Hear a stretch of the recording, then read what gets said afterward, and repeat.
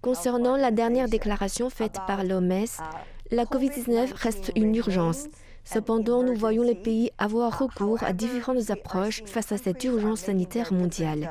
Qu'est-ce que cela signifie? La décision a été prise d'après les conseils qui nous ont été donnés par ce comité d'urgence indépendant qui était destiné au monde entier. C'est un avis mondial. Et c'est là que se situe la situation mondiale, qui reste une urgence sanitaire compliquée de portée internationale. Mais nous reconnaissons que différents pays ont des positions différentes ou des situations différentes dans leur population, de sorte qu'aucun pays ne se trouve exactement au même point. Mais il s'agit de qualifier la situation dans le monde. Maintenant, je suis sûre, Dr Harris, que vous avez également entendu de la partie chinoise sa déclaration selon laquelle la vague actuelle de COVID-19, je cite, touche à sa fin. Que pense l'OMS de ces différentes déclarations et approches des pays membres de l'OMS? Les chiffres en provenance de Chine indiquent que la recherche est en train de passer le cap.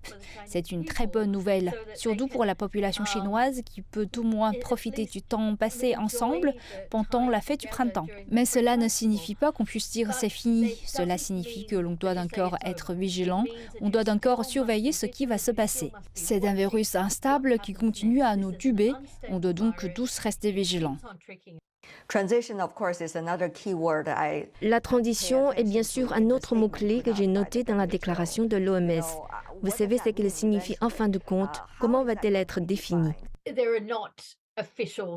Il n'y a pas de critères officiels établis et l'une des raisons en est que chaque urgence de santé publique de portée internationale que nous avons connue a été très différente. Par exemple, dans le cas d'Ebola, la transition s'effectue souvent une fois que tous les cas sont terminés, ce qui constitue le critère, mais pour d'autres maladies, ces critères n'ont pas été établis avec certitude.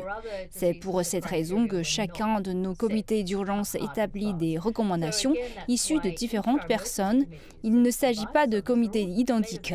Ces personnes qui possèdent ce type de compétences peuvent dire où nous en sommes à cet instant. C'est pourquoi nous continuons d'observer la situation mondiale alors que nous avançons dans cette étape. Et c'est ce conseil qu'il donne au directeur général, le Dr Tedros.